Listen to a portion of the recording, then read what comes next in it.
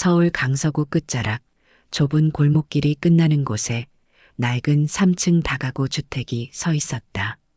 벽면은 세월의 흔적으로 얼룩져 있었고 페인트는 곳곳이 벗겨져 녹슨 철근이 드러나 있었다. 1층 계단 앞에는 화분들이 줄지어 놓여 있었고 작은 텃밭에는 상추와 고추, 토마토가 자라고 있었다. 그 옆에는 오래된 장독대가 햇빛을 받으며 윤기를 내고 있었다.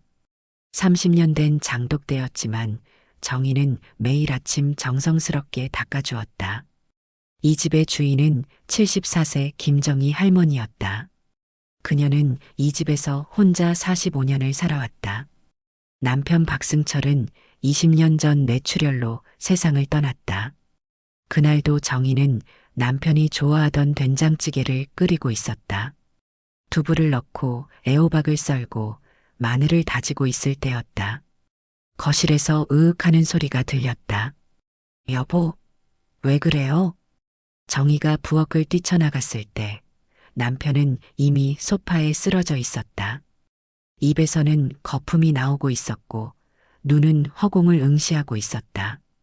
여보, 여보, 정신 차려. 119, 119 불러야 해. 정희는 떨리는 손으로 전화를 걸었다. 구급차가 도착할 때까지 10분이 걸렸다. 그 10분이 평생에서 가장 긴 10분이었다. 정희는 남편의 손을 잡고 계속 말을 걸었다. 여보, 눈 떠봐. 나 여기 있어. 곧 병원 갈 거야. 괜찮을 거야. 하지만 병원에 도착했을 때는 이미 늦었다. 의사가 고개를 저으며 말했다. 유가족분이신가요? 죄송합니다만 뇌출혈이 너무 심해서. 정희는 그 자리에 주저앉았다. 세상이 무너지는 것 같았다. 안 돼, 안 돼. 여보. 장례식장에서 정희는 남편의 손을 놓지 못했다. 차가워진 손을 계속 문지르며 울었다. 문상객들이 다녀갔지만 정희는 아무것도 기억나지 않았다. 그저 남편의 손만 잡고 있었다. 여보, 나 혼자 어떻게 살라고. 우리 약속했잖아. 함께 늙자고. 손주들 보자고. 왜 이렇게 먼저 가? 아들 박민수는 그런 어머니를 안쓰럽게 바라보다가 말했다. 엄마, 힘내세요. 제가 있잖아요. 제가 엄마 모실게요. 아버지 몫까지 제가 할게요. 하지만 그 약속은 지켜지지 않았다. 10년 전 민수는 캐나다로 이민을 갔다. 더 나은 기회를 찾아서라고 했지만 정희는 알고 있었다. 아들은 이 낡은 집과 가난한 동네가 싫었던 것이다. 아들의 아내도 시어머니와 함께 사는 것을 싫어했다. 어머니, 캐나다 가면 더 넓은 집에서 사실 수 있어요. 복지도 좋고 의료 혜택도 좋아요. 같이 가시죠. 하지만 정희는 고개를 저었다. 나는 여기서 살 거야. 너희 아버지 산소도 여기 있고 내 친구들도 다 여기 있어. 너희들끼리 잘 살아라. 민수는 미안한 표정을 지었지만 결국 떠났다. 명절 때마다 짧은 전화 한 통이 전부였다. 엄마, 거기 잘 지내시죠? 저희는 바빠서. 애들도 학교 때문에 바쁘고. 다음에 연락드릴게요. 전화는 항상 5분을 넘기지 않았다. 정희는 전화를 끊고 나면 빈집을 바라보며 눈물을 흘렸다. 손주들 얼굴도 사진으로만 봤다. 실제로 본 적은 한 번도 없었다. 내가 뭘 잘못했을까? 아들을 키우면서 뭘 잘못했을까? 이제 남은 혈육은 조카 재민뿐이었지만 그와의 관계도 썩 좋지 않았다. 정희는 매일 아침 옷이 30분이면 어김없이 일어났다. 무릎이 아파서 계단을 오르내리기가 쉽지 않았지만 그녀는 매일 1층 정원의 화분들을 돌보고 장독대를 정성스럽게 닦았다. 아침 햇살이 골목에 스며들 때쯤이면 그녀는 작은 의자에 앉아 차 한 잔을 마시며 하루를 시작했다. 정희 할머니, 오늘도 일찍 일어나셨네요. 골목을 지나던 초등학교 3학년 준호가 손을 흔들며 인사했다. 준호는 이 골목에서 태어나 자란 아이였다. 그의 어머니 박소영도 어릴 적 정희에게 사탕을 받아먹으며 컸다고 했다. 소영의 어머니, 그러니까 준호의 외할머니 이순자는 정희와 40년 지기 친구였다. 정희는 구겨진 얼굴에도 미소를 지으며 주머니에서 사탕을 꺼내 건넸다. 학교 가는 길에 배고프면 먹어라. 오늘 수학 시험 있다며? 잘 보고 와. 틀려도 괜찮아. 최선을 다하면 돼. 네, 감사해요. 그런데 할머니, 옆집 아저씨는 어디 계세요? 요즘 안 보이던데요. 준호의 물음에 정희의 시선은 저 멀리 3층 옥탑방으로 향했다. 그곳에는 30대 초반의 남자 이도현이 살고 있었다. 그는 배달 일을 하며 조용히 살아가는 사람이었다. 말수는 적었지만 가끔 정희가 무거운 짐을 들 때면 묵묵히 내려와 도와주곤 했다. 지난 겨울 보일러가 고장났을 때도 도연이 직접 고쳐준 적이 있었다. 그날 밤은 영하 10도였고 집안은 얼음장처럼 차가웠다. 정희는 두꺼운 이불을 덮고 떨고 있었다. 도연이 그 모습을 보고 밤 11시에 공구를 들고 내려왔다. 할머니, 제가 한번 볼게요. 이 밤에 미안하구나. 괜찮아요. 할머니가 감기 걸리시면 안 되잖아요. 도연은 2시간 동안 보일러를 고쳤다. 손이 꽁꽁 얼었지만 그는 불평 한마디 없이 고쳤다. 보일러가 다시 작동하자 정희는 눈물을 흘렸다. 고마워요. 정말 고마워요. 천만에요, 할머니. 따뜻하게 주무세요. 그 이후로 정희는 도연을 친손주처럼 아꼈다. 아마 일 나갔을 거야. 그 친구 바쁘거든. 새벽부터 밤늦게까지 일하니까. 준호는 고개를 끄덕이며 학교로 향했다. 정희는 잠시 옥탑방을 바라보다가 다시 화분을 돌보기 시작했다.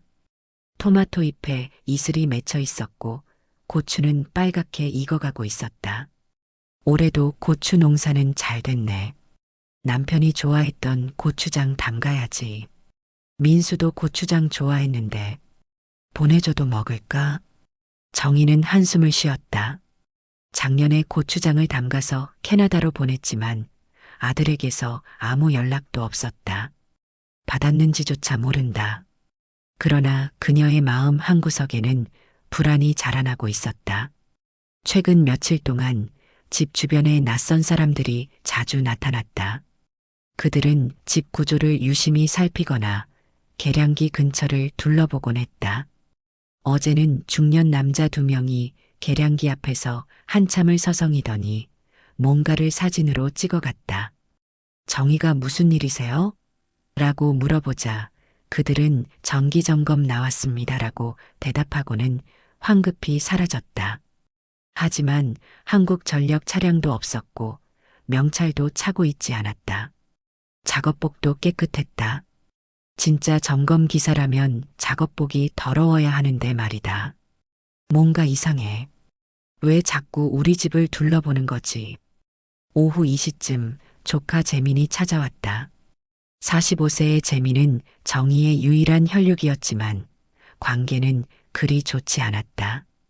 재민의 아버지, 그러니까 정희의 남동생 김정수는 10년 전 교통사고로 세상을 떠났다. 그날도 정희는 잊을 수 없다. 새벽 3시에 전화가 왔다. 누나, 저 재민이에요. 아버지가 사고 났어요. 정희는 급히 병원으로 달려갔다. 중환자실 앞에서 재민이 울고 있었다. 정수는 음주운전 차량에 치여 그 자리에서 사망했다. 오빠. 정희는 동생의 시신 앞에서 무릎을 꿇었다. 5살 터울인 동생. 어릴 때 업고 다니던 동생. 결혼식 때 축사를 해줬던 동생. 그 동생이 차갑게 누워 있었다. 장례 비용은 2천만 원이 넘었다. 재미는 돈이 없었다. 사업에 실패해서 빚만 있었다. 정희가 전액을 부담했다. 퇴직금을 모두 털어서 장례를 치렀다. 누나 고마워요. 제가 꼭 갚을게요. 하지만 재미는 돈을 갚지 않았다. 그뿐만 아니라 그 이후로도 여러 번 돈을 빌려갔다. 누나, 사업 자금 좀 빌려줄 수 있어요? 이번엔 확실해요. 정희는 300만 원을 빌려줬다. 하지만 사업은 실패했고 재미는 돈을 갚지 않았다. 누나, 애학원비가 없어요. 좀 도와주세요. 정희는 또 200만 원을 빌려줬다. 하지만 재미는 그 돈으로 학원비를 낸 게 아니라 주식에 투자했다. 오늘도 재민의 곁에는 항상 보험 설계사라고 자신을 소개한 30대 초반 여성 이소연이 함께 있었다. 소연은 언제나 단정한 옷차림에 밝은 미소를 지었지만 그녀의 눈빛은 어딘가 차가웠다. 마치 계산기를 두드리는 것 같은 눈빛이었다. 숙모, 이렇게 낡은 집에서 언제까지 버티실 거예요? 보세요. 벽지는 다 뜯어지고 천장은 곰팡이 투성이잖아요. 재미는 집안을 둘러보며 인상을 찌푸렸다. 소연은 그의 옆에서 미소를 지으며 말을 보탰다. 할머니, 요즘은 고령자 전용 주택도 많고 정부 지원도 많이 나와요. 여기는 너무 위험해 보여요. 계단도 가파르고 겨울엔 춥고 여름엔 더울 텐데요. 작년 겨울에 보일러 고장 나셨다며요? 정희는 단호하게 고개를 저었다. 여기가 내 집이에요. 남편이랑 아들이랑 살던 곳이고 45년 동안 내가 지켜온 곳이에요. 떠날 생각 없어요. 재미는 잠시 얼굴을 찡그리더니 한숨을 쉬었다. 숙모, 현실을 좀 보세요. 이 집은 이제 재개발도 안 들어와요. 주변은 다 신축 빌라로 바뀌었는데 여기만 덩그러니 남았잖아요. 이 집 팔아봐야 얼마나 받겠어요? 5억? 6억? 정희는 입술을 꽉 깨물었다. 나는 여기서 죽을 때까지 살 거야. 남편 산소도 여기 근처에 있고 이웃들도 다 여기 있어. 준원의 할머니도 나랑 40년 같이 살았고 슈퍼 주인 아저씨도 30년 넘게 알고 지냈어. 이 동네가 내 삶의 전부야. 소연이 부드러운 목소리로 말했다. 할머니, 저희는 할머니 걱정해서 드리는 말씀이에요. 혼자 사시기엔 위험해요. 가스배관도 오래됐고 전기선도 낡았잖아요. 만약에 사고라도 나면 어쩌려고 그러세요? 그때 가서 후회하면 늦어요. 정희는 아무 말도 하지 않았다. 재민과 소연은 잠시 더 집안을 둘러보다가 나갔다. 소연이 계량기 근처를 유심히 보는 모습이 눈에 띄었다. 그녀는 휴대폰으로 뭔가를 사진 찍는 것 같았다. 문이 닫히자 정희는 깊은 한숨을 내쉬었다. 그녀는 창문 밖을 바라보며 중얼거렸다. 내가 왜 떠나야 하는데? 여긴 내 집인데. 내가 45년 동안 지켜온 집인데. 사실 며칠 전부터 집안에서 이상한 냄새가 났던 게 사실이었다. 가스 냄새 같기도 하고 화학약품 냄새 같기도 했다. 하지만 정희는 대수롭지 않게 생각했다. 오래된 집이니 당연히 그럴 수도 있다고 생각했다. 그날 밤 정희는 잠을 이루지 못했다. 불안감이 계속 커져만 갔다. 재민의 말이 계속 머릿속을 맴돌았다. 만약에 사고라도 나면. 정희는 일어나서 집안을 둘러보았다. 거실에는 남편과 찍은 사진이 걸려 있었다. 30년 전 사진이었다. 둘 다 젊었고 행복해 보였다. 여보, 나 무서워. 뭔가 이상해. 새벽 3시 정희가 겨우 잠에 빠진 순간 급박한 노크 소리가 집안을 흔들었다. 할머니, 할머니, 지금 당장 나가세요. 옥탑방에 사는 이도연의 목소리였다. 평소 조용하던 그가 떨리는 목소리로 외쳤다. 노크 소리는 점점 더 커졌다. 할머니, 정신 차리세요. 위험해요. 빨리요. 정희는 황급히 잠옷 차림으로 문을 열었다. 도연은 숨을 헐떡이며 땀을 뻘뻘 흘리고 있었다. 그의 얼굴은 창백했고 눈에는 공포가 서려 있었다. 할머니, 지금 냄새 안 나세요? 가스 같은 거요. 정희는 코를 킁킁거렸다. 순간 그녀의 얼굴이 굳어졌다. 코를 찌르는 화학 냄새가 집안에 가득했다. 머리가 어지러질했고 숨쉬기가 힘들었다. 이게 뭐야? 나는 방에서 냄새 못 맡았는데. 왜 갑자기? 할머니, 지금 당장 나가셔야 해요. 설명은 나중에 할게요. 빨리요. 도연은 정희의 팔을 잡고 계단을 내려가기 시작했다. 그는 손전등으로 계단을 비추며 조심스럽게 정희를 부축했다. 정희는 무릎이 아파 계단을 내려가기 힘들어했지만 도연이 단단히 붙잡아 주었다. 천천히, 천천히 하세요. 제가 잡고 있을게요. 넘어지시면 안 돼요. 한 계단씩 천천히요. 1층에 도착하자 도연은 정희를 밖으로 데리고 나갔다. 차가운 새벽 공기가 정희의 얼굴을 때렸다. 그제야 정희는 정신이 조금 돌아왔다. 도연 씨, 도대체 무슨 일이에요? 내가 뭔가 잘못했나요? 아니에요, 할머니. 할머니 잘못이 아니에요. 잠시만 기다리세요. 지금 신고할게요. 도연은 휴대폰을 꺼내 파출소에 신고했다.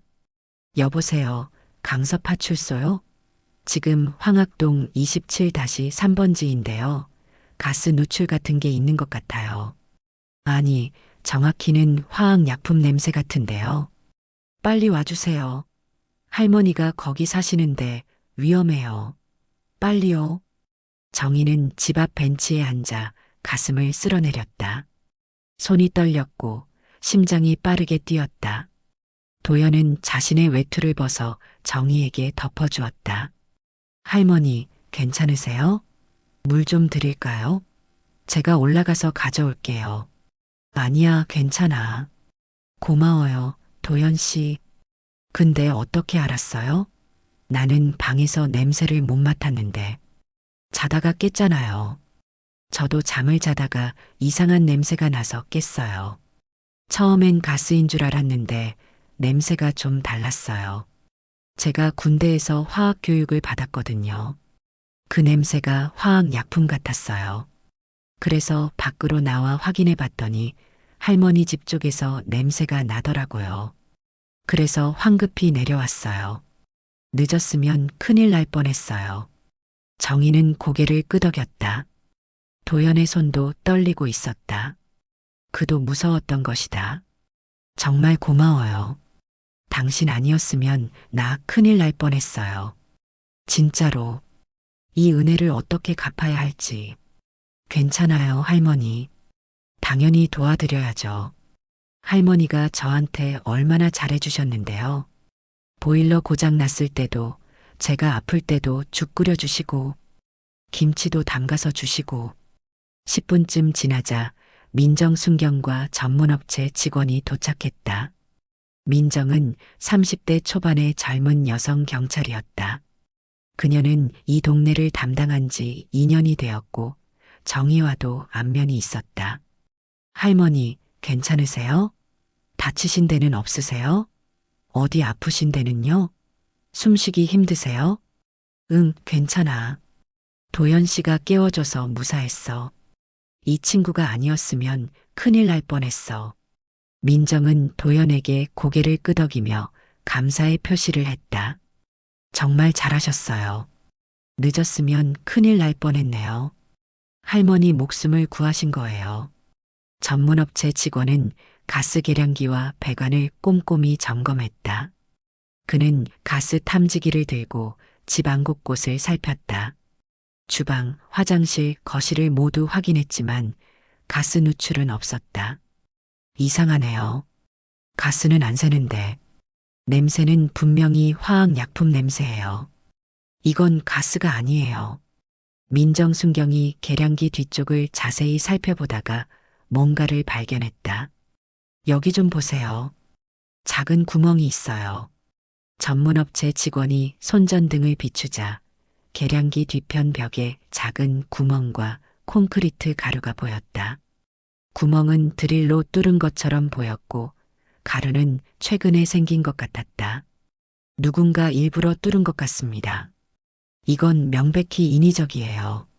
자연적으로 생길 수 있는 구멍이 아니에요. 드릴 자국이 선명해요.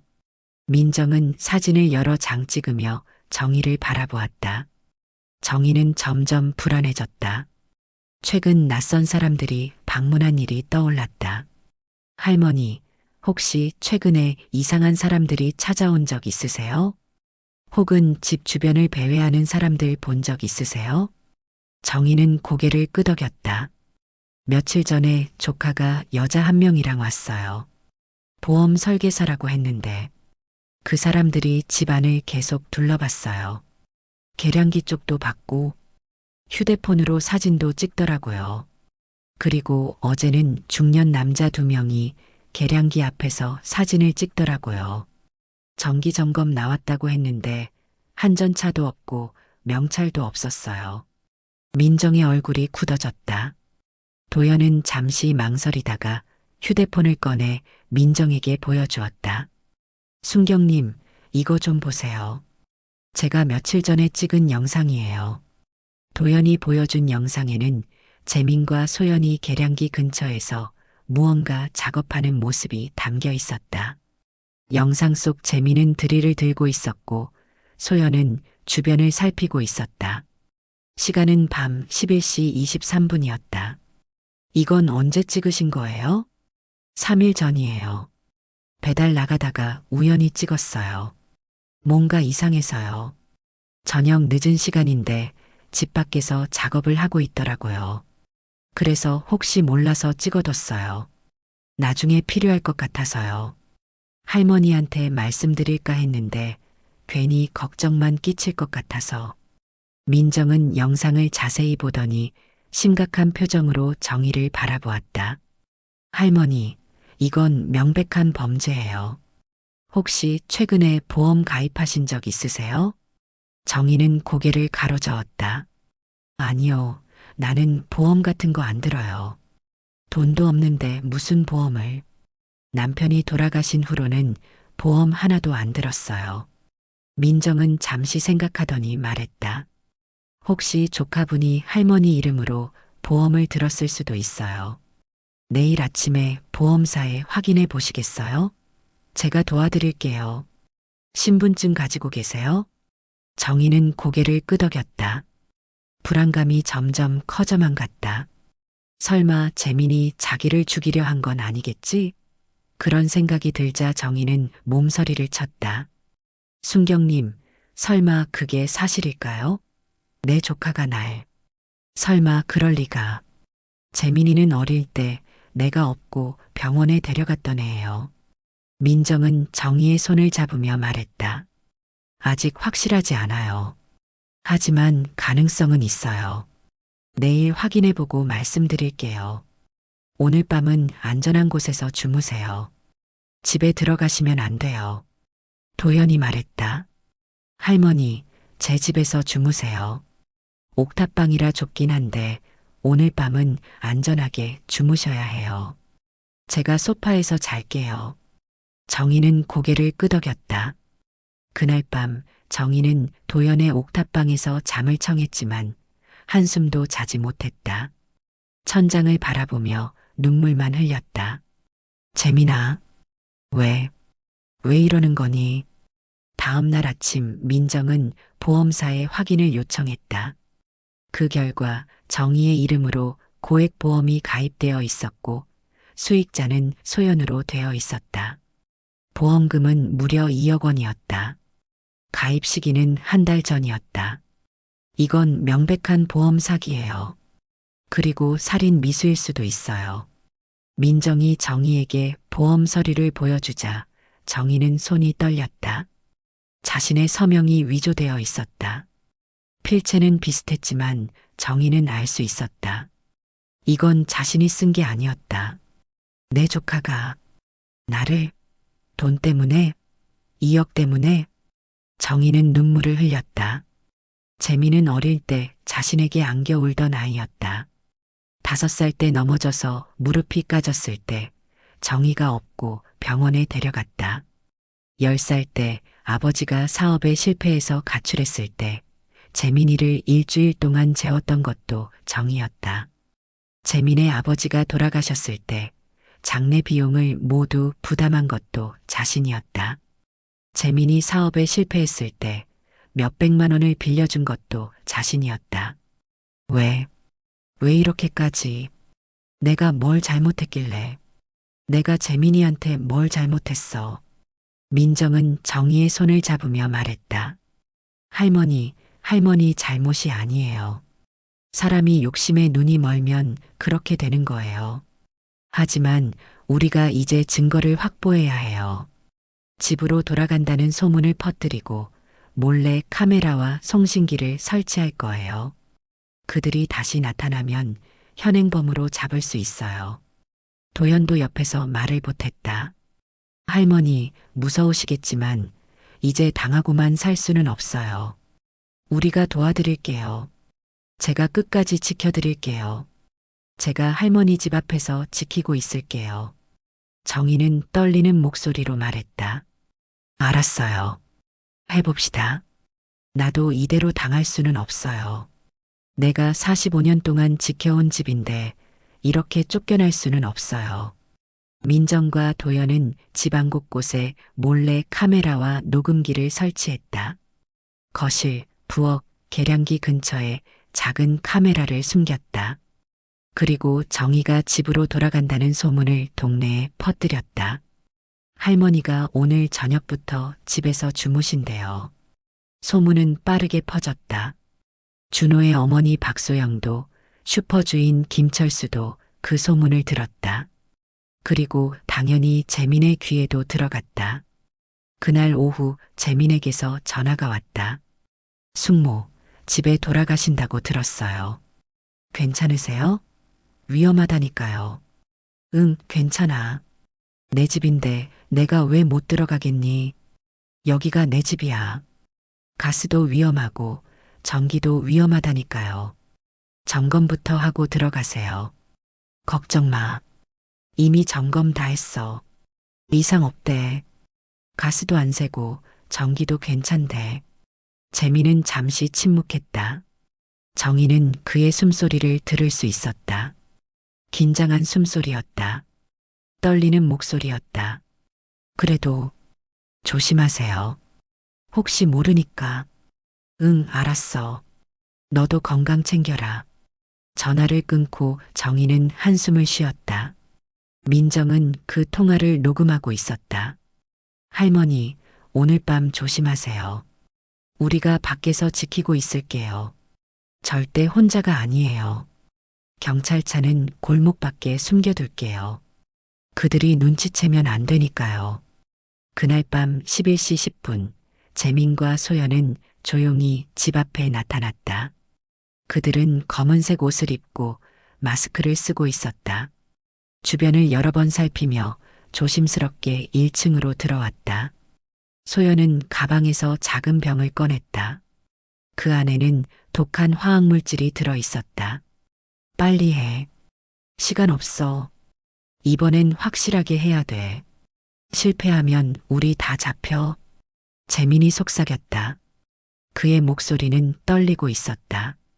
소연은 계량기 뒤편에 뚫린 구멍에 화학물질을 조금씩 부었다. 그 물질은 벽 속으로 스며들어 집 안으로 퍼지기 시작했다. 이번엔 확실하게 끝낼 거야. 이 정도면 30분 안에 의식을 잃고 1시간 안에. 그럼 우리는 2억을 받는 거야. 소연이 말을 끝내기도 전에 밖에서 밝은 불빛이 켜졌다. 윤소연 씨, 박재민 씨 체포합니다. 살인 미수 및 보험 사기 혐의로. 민정과 경찰 5명이 안으로 들어왔다. 재민과 소연은 당황해서 도망치려 했지만 이미 출입구는 막혀 있었다. 뒷문에도 경찰이 배치되어 있었다. 도망가지 마세요. 모두 녹화되고 있습니다. 손들어. 민정이 소리쳤다. 소연은 화학물질 병을 버리려 했지만 도연이 재빨리 그녀의 손을 잡았다. 증거 인멸하지 마세요. 그거 다 찍혔어요. 경찰들이 재민과 소연을 체포했다. 수갑이 채워지는 소리가 고요한 밤에 울렸다. 찰칵, 찰칵. 정희는 2층 창문에서 그 모습을 지켜보고 있었다. 재민이 고개를 들어 정희를 바라봤다. 두 사람의 시선이 마주쳤다. 숙모, 저는 정말 죄송해요. 입 닥쳐. 정희가 소리쳤다. 45년 동안 참아왔던 분노가 폭발했다. 너희 아버지가 돌아가셨을 때 누가 장례 비용 다 냈는지 알아? 내가 냈어. 2천만 원. 내 퇴직금 다 털어서 냈어. 내가 사업 망했을 때 누가 돈 빌려줬는지 알아? 나야. 내가 학원비 없다고 할 때 누가 200만 원 줬는지 알아? 나야. 그런데 넌 나한테 뭘 해줬어? 빌린 돈 갚기는커녕 날 죽이려 했잖아.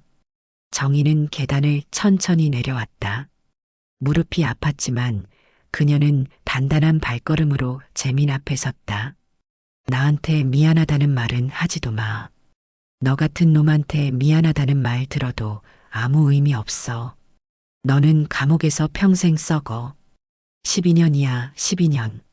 그게 내가 받을 벌이야. 정희는 재민의 얼굴에 침을 뱉었다. 그리고 돌아서서 민정에게 말했다. 데려가세요. 다신 내 앞에 나타나지 못하게 해주세요. 민정이 부엌을 점검하며 말했다. 할머니, 이번엔 더 강력한 화학물질을 사용하려 했어요. 청산가리 성분이 들어있었어요. 30분만 더 늦었어도 큰일 날 뻔했습니다. 이건 살인이에요. 명백한 살인 미수예요. 정희는 소파에 주저앉았다. 도연이 그녀의 옆에 앉아 손을 잡았다. 할머니, 이제 괜찮아요. 모두 끝났어요. 할머니는 안전해요. 일주일 후 재판이 시작되었다. 법정에는 많은 사람들이 모였다. 지역 언론에서도 취재를 나왔다. 조카가 숙모 살해 시도라는 제목의 기사가 일면에 실렸다.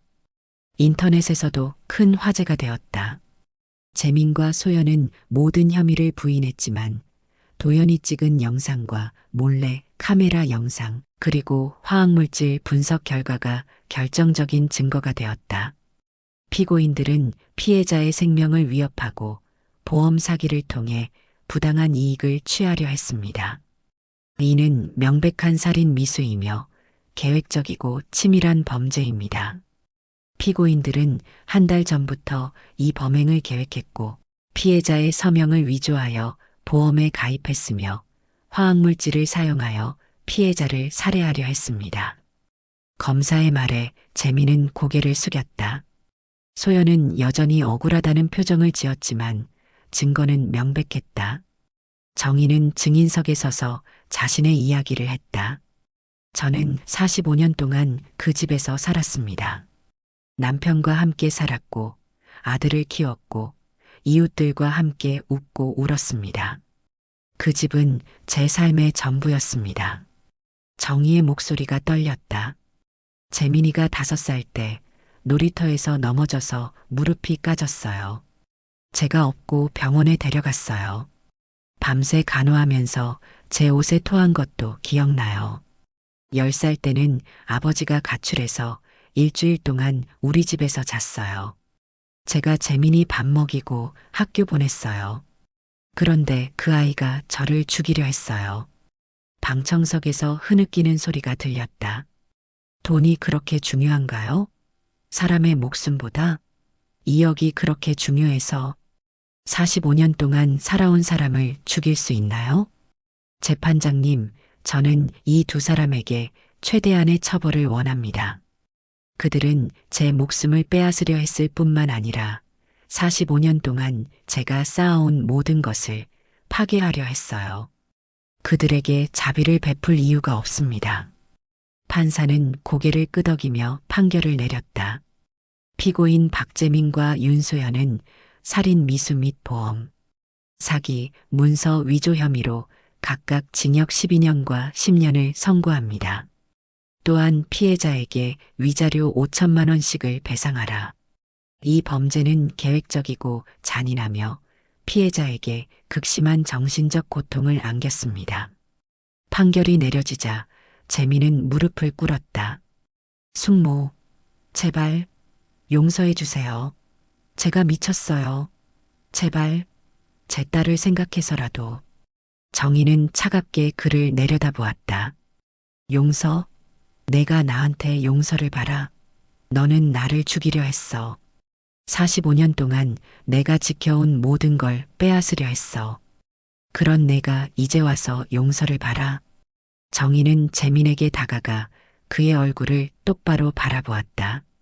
너는 감옥에서 평생 썩어. 그리고 매일 밤 악몽을 꿀 거야. 내가 죽이려 했던 숙모의 얼굴이 너를 괴롭힐 거야. 12년 동안 매일 밤 말이야. 재민은 울며 바닥에 쓰러졌다. 소연도 얼굴이 새하얗게 질렸다. 하지만 정희의 복수는 여기서 끝나지 않았다. 재판이 끝난 후 정희는 민정과 함께 재민이 살던 집을 찾아갔다. 그 집은 재민이 정희에게 빌린 돈으로 산 집이었다. 3년 전 재민이 사업 자금 좀 빌려주세요라고 했을 때 정희는 3천만 원을 빌려줬다. 재민은 그 돈으로 집을 샀다. 정희는 민사소송을 통해 그 집을 압류했다. 재민의 아내 김미숙과 딸 박서연이 집 앞에서 울고 있었다. 이삿짐을 싸는 중이었다. 할머니, 제발 용서해 주세요. 저희는 아무것도 몰랐어요. 애는 아직 중학생이에요. 학교도 다녀야 하고 친구들도 있어요. 김미숙이 울며 애원했다. 옆에서 14살 딸 박서연도 눈물을 흘리고 있었다. 정희는 잠시 그들을 바라보다가 말했다. 당신 남편이 저한테 빌린 돈 3천만 원, 이자까지 합치면 5천만 원이에요. 이 집 팔아서 갚으세요. 그리고 위자료 5천만 원까지 합치면 1억이에요. 이 집 팔면 딱 맞을 거예요. 할머니, 제발이요. 저희는 어디 가서 살아요. 당신 남편은 저를 죽이려 했어요. 죽이려 했다고요. 2억을 받기 위해서요. 정희의 목소리가 떨렸다. 저도 가족이 있었어요. 남편도 있었고 아들도 있었어요. 근데 남편은 20년 전에 죽었고 아들은 10년 전에 떠났어요. 저는 혼자 살았어요. 45년 동안 혼자요. 그래도 저는 살았어요. 당신도 살 수 있어요. 김미숙은 고개를 숙였다. 당신 남편이 제 집을 노렸을 때 당신은 뭐 했어요? 몰랐다고요? 정말 몰랐어요? 남편이 갑자기 보험 얘기하고 숙모집 얘기할 때 당신은 정말 몰랐어요? 김미숙은 대답하지 못했다. 다음 주까지 이 집 비우세요. 그리고 다신 제 앞에 나타나지 마세요. 정희는 돌아서서 떠났다. 뒤에서 서연의 울음소리가 들렸지만 정희는 뒤돌아보지 않았다. 다음으로 정희는 소연의 직장을 찾아갔다. 소연이 일하던 보험회사였다. 정희는 지점장을 만나 모든 증거를 제출했다. 몰래 카메라 영상, 법원 판결문, 보험 사기 관련 서류 모두. 이 여자는 보험 설계사 자격이 없는 사람이에요. 고객을 죽이려 한 사람이 어떻게 보험을 팔 수 있어요? 당신네 회사는 이런 사람을 고용한 거예요. 지점장은 얼굴이 굳어졌다. 죄송합니다, 할머니. 저희가 제대로 관리하지 못했습니다. 즉시 조치하겠습니다. 사과는 필요 없어요. 그냥 이 여자가 다시는 이 업계에서 일하지 못하게 해주세요. 정희는 금융감독원에도 진정서를 제출했다. 소연은 영구적으로 보험 설계사 자격이 박탈되었다. 뿐만 아니라 그녀가 일하던 회사도 조사를 받게 되었다. 회사는 3개월 영업정지 처분을 받았다. 마지막으로 정희는 재민의 은행 계좌를 모두 압류했다. 재민이 가지고 있던 자동차, 명품 가방, 심지어 주식까지. 모든 재산을 압류했다. 재민의 통장에는 단 1원도 남지 않았다. 이제 내가 나한테 한 것을 똑같이 돌려받은 거야. 정의의 복수 소식은 동네에 빠르게 퍼졌다. 사람들은 정의를 영웅처럼 대했다. 정의 할머니, 정말 잘하셨어요. 슈퍼주인 김철수가 말했다. 요즘 젊은 것들은 돈만 밝혀요. 부모도 죽이고 조부모도 죽이고. 정의 할머니가 본때를 보여주셨어요. 준호의 할머니 이순자도 찾아왔다. 정의야, 고생 많았어.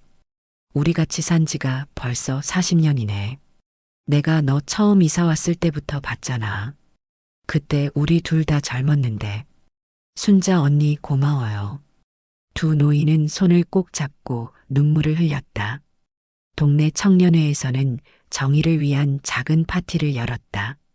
골목 입구에 플래카드가 걸렸다.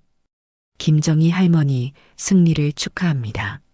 정의는 그 플래카드를 보며 눈물을 흘렸다. 고마워요, 여러분. 정말 고마워요.